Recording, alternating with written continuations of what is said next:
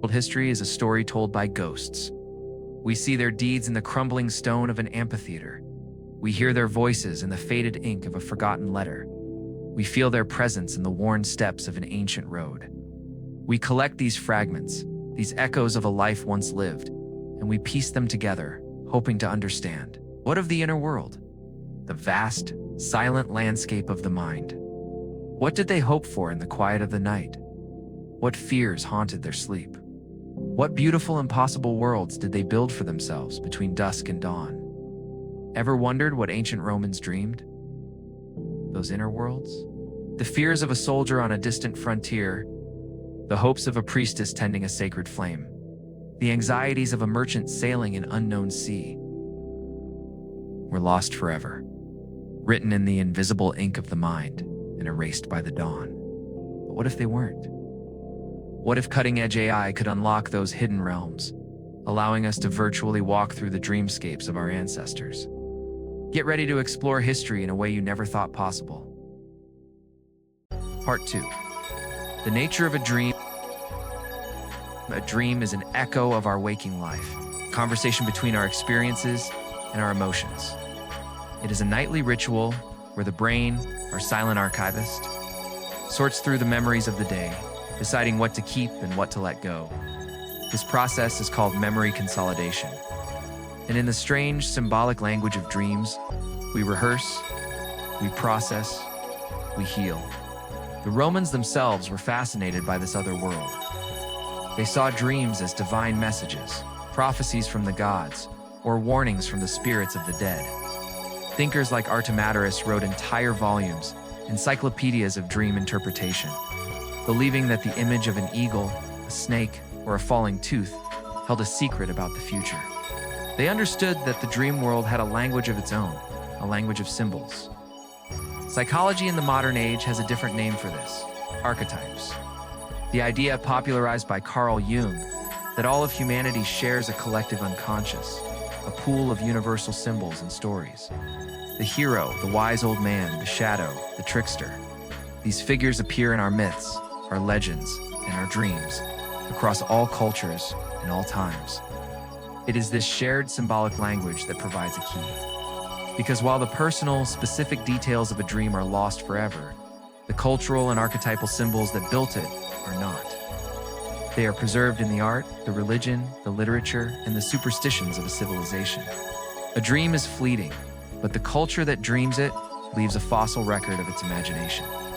We cannot recover a dream that has vanished, but we can recover the world that built the dream. And with the right tools, we can begin to reconstruct it. Part 3. The Somnus AI. This is Somnus AI. It is not a time machine, nor a mind reader. It is a dream archaeologist. It operates on a single principle that a person's inner world is a reflection of their outer world. Its process is like creating a complex data mosaic. First, it gathers every known piece of an individual's life: their profession, their social status, their family letters, their place of birth. This forms the frame of the mosaic. Then, it fills in the picture with a vast library of cultural data. For our Roman subjects, it processes thousands of texts, from the epic poetry of Virgil to the private, anxious meditations of Marcus Aurelius. It learns the nuances of Roman religion, the hierarchies of their gods, the details of their afterlife. It studies their art, their frescoes, their sculptures, learning the visual language they use to depict gods, mortals, and monsters. Finally, it integrates the universal language of archetypes, creating a psychological layer. It calculates probabilities. A soldier on a cold frontier is likely to dream of warmth and home. A priestess sworn to a sacred duty is likely to dream of divine connection or the profound fear of failure. It is, of course, a work of informed speculation. We must be clear, this is not a recording, it is a reconstruction, data-driven ghost story, a plausible echo. But by listening to these echoes, we may hear something profound, a whisper of a shared humanity across the gulf of 2,000 years. And tonight we are going to listen. Part 4. Walking the Dream, Dream 1. The legionary at Hadrian's Wall. Our first dream belongs to Lucius. A young legionary just 19 years old, thousands of miles from his sun-drenched home in Tuscany, he stands watch on the northernmost edge of the known world.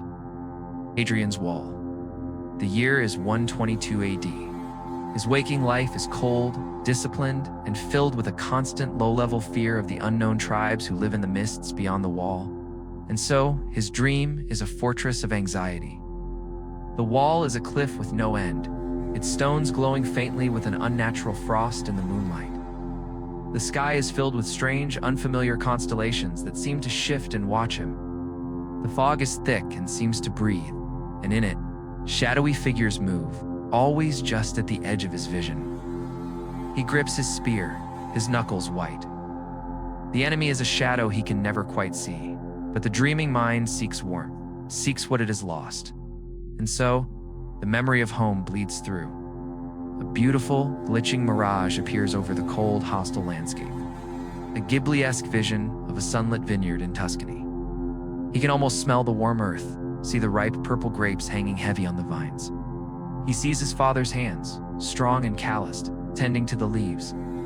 The image flickers and distorts, like a faulty projection fighting against the cold. It is a beautiful, fragile thing. A reminder of what he is fighting for and what he has lost. In this moment, the soldier is just a boy, and he is homesick. Dream 2, the Vestal Virgin in Rome, our second dream is one of duty and divinity. It belongs to Aurelia, a Vestal Virgin in the heart of Rome. For 30 years, her life has been dedicated to a single, sacred task: tending the eternal flame of Vesta, the hearth goddess of Rome, a fire that must never, ever go out. In her dream, her duty becomes her world. The fire is not a burden, but the sun itself. It is a column of pure, gentle, golden light that reaches from the floor of the temple to the heavens, pulsing softly with a silent, rhythmic heartbeat.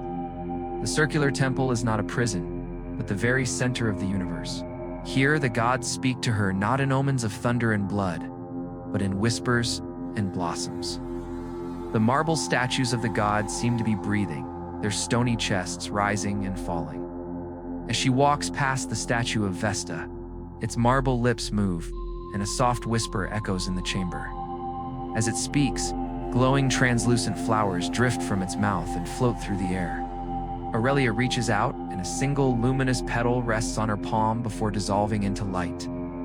Her dream is a sanctuary, a perfect, serene loop of purpose and peace, a reward for a life of devotion. But even in a perfect dream, a shadow of fear can linger. Suddenly, the fire sputters. The column of light shrinks. The temple grows cold and dark. This is her deepest, unspoken terror, failure. The dream becomes a nightmare. She rushes towards the dying flame, her heart pounding.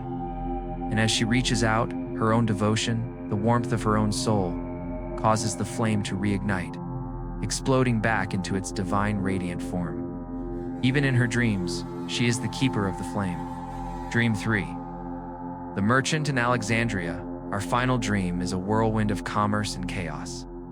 It belongs to Marcus, a Roman merchant who has just arrived in the port of Alexandria, the bustling, multicultural crossroads of the world. His waking mind is a ledger of profit and loss, risk and reward, the thrill of the bargain and the fear of the storm. His dreaming mind transforms these anxieties into surreal wonders. He sails his ship, but not on water. The sea is a flowing river of colorful spices, hills of red saffron, dunes of yellow turmeric, waves of brown cinnamon. The ship glides through fragrant, shifting landscapes of flavor and scent. The trade routes are not lines on a map, but rivers of spice. The ship arrives at the Great Library of Alexandria. It is a towering, infinite structure made of glowing, floating books. The shelves stretch up into the clouds. Ancient scrolls unroll themselves in the air, revealing maps of unknown lands and charts of the stars. Knowledge is a treasure greater than any gold. And in the port of his final destination, Marcus's dreams of profit. He stands on the dock, a vast pile of golden coins at his feet. He begins to count them, the familiar, satisfying weight in his hands. But as he touches each one, it transforms into a shimmering golden fish that leaps from his hand and swims away into the spice river. He tries to count faster, but the faster he counts, the faster the coins become fish, until his treasure is gone, replaced by a beautiful, shimmering shoal swimming out to the open sea. His expression is one of frustration, awe, and finally, quiet understanding. The dreaming mind knows a deeper truth, that wealth, like a fish in a river, can never truly be held. Part 5. Interpreting the echo was a soldier's fear, tempered by a memory of home, priestess's devotion, tested by a shadow of doubt, merchant's ambition, humbled by a lesson in impermanence. These are not just fantasies, they are windows. They allow us to see beyond the cold facts of history, beyond the dates, and the battles and the laws, and into the fragile, emotional heart of the people who lived it. The reconstructed dream of Lucius doesn't just tell us he was a soldier, it tells us he was a homesick boy. Aurelia's dream doesn't just tell us she was a priestess, it shows us the immense weight and profound beauty of her faith. And Marcus's dream doesn't just tell us he was a merchant, it reveals the universal philosophical anxieties that lie beneath the pursuit of wealth. This is the promise of dream archaeology.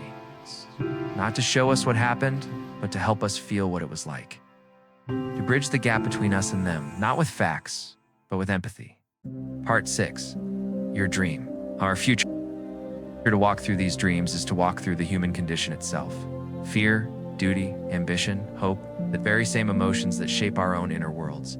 AI dream archaeology is not yet a reality, but the tools we are building today are more than just code. They are mirrors, reflecting our own desire to understand, to connect, to feel a little less alone in the vast expanse of time. What do you think? We use AI to explore the inner worlds of the past. What are the promises and what are the perils? Share your own thoughts on the potential of dream archaeology in the comments below. Ultimately, Somnus AI is just a tool, a paintbrush, key. The true value lies not in the technology itself, but in how it enhances our own human understanding, our empathy, and our connection to those who dreamed before us. These dreams of the past are just the beginning. The same technology that might one day allow us to look back could also change the very nature of how we dream forward. It could change what we become.